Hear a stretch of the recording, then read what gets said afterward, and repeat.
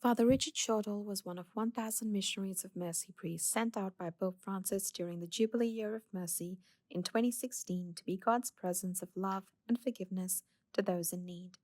This year, Pope Francis invited them to continue their mission.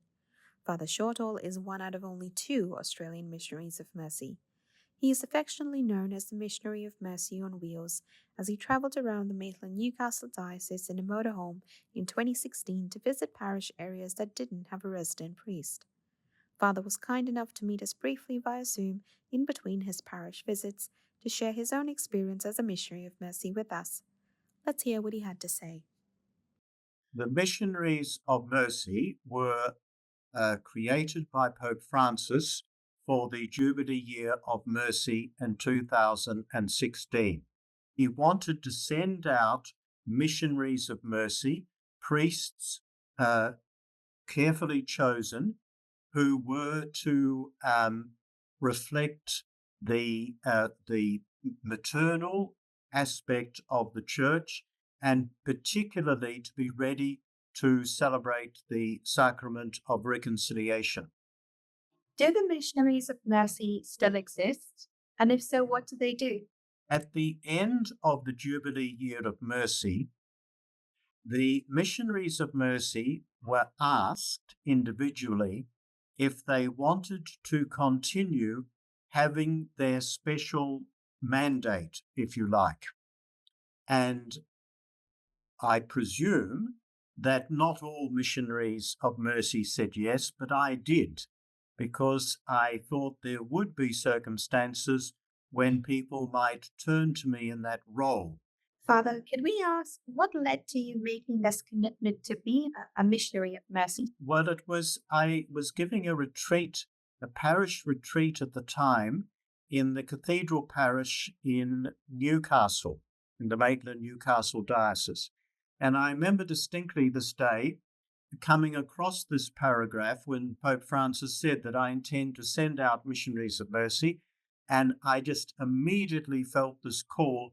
I want to be a missionary of mercy. I'm ready to exercise that ministry in this diocese of Maitland-Newcastle, but I'm not sure how to do that. So how did you fulfill this mission during the Year of Mercy and now that you're continuing? The diocese purchased a second-hand motorhome, which would enable me to go anywhere in the diocese, particularly to those communities where there was a church but no resident priest. And the idea was that I would spend a week in each of those places. There would be daily Eucharist, and I would sit in the church in the mornings and later on in the afternoons, ready to listen to anyone who wanted to come for what I called a conversation of telling your story, because I believed that in that diocese many people had stories that they needed to tell, that stories that needed to be heard. And also there might also be some people who wanted the sacrament of reconciliation. So I did that, and in fact, people did come day after day after day, and they did precisely what we envisaged that they might do. What did you find the hardest while you were on this journey in 2016? It was a large beast to drive around, and but thankfully the roads in New South Wales were very good. So I managed to drive it. Sometimes I would be parked in places where at night I didn't always feel very safe. And of course, the motorhome, in the summer, it was intensely hot, and in the winter, it was intensely cold. How has being a missionary of mercy changed you or impacted you in any way? I felt as if God had spent all of my life preparing me for that 1 year. So I'm now in my 70s. So at that stage, I was a little bit younger. And I was able to do what was expected of me.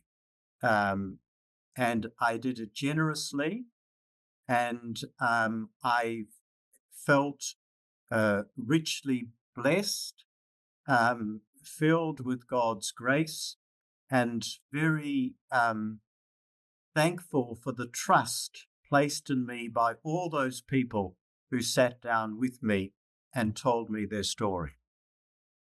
Thank you. Father, if you had to be approached by someone today who might have doubts about going in to receive the sacrament of reconciliation, what message might you wish to give them today? We have promoted my visits to churches in the diocese, a diocese similar in size to Maitland, Newcastle, by saying to people, it's an invitation to come and tell your story. And we give some examples of stories that maybe, or there is a story that has burdened them for many, many years that they have never told, and here is an opportunity.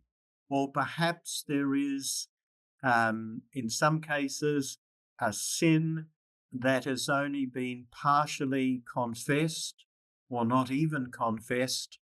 And as people age, they worry about that fact, and they're looking for a confessor who will be very kind, accepting, and that this sacrament can be celebrated not in an atmosphere of fear, but of loving welcome. And certainly so far, that has been the case. Thank you, Father. One last question. If you had to meet a priest who was considering in future to possibly put his name in the hat, for lack of a better term, to be a missionary of mercy should the call be put out again, what words or what advice would you want to share with him? He needs to be someone who is ready to listen completely without harsh judgment. A person who accepts the one who sits down with him, who is kind and who is ready to help that person feel at ease. Thank you, Father, for sharing your testimony and experiences with us. And to those watching, thank you for joining us today. We hope this video gives you some food for thought and encourages you to celebrate this special Jubilee.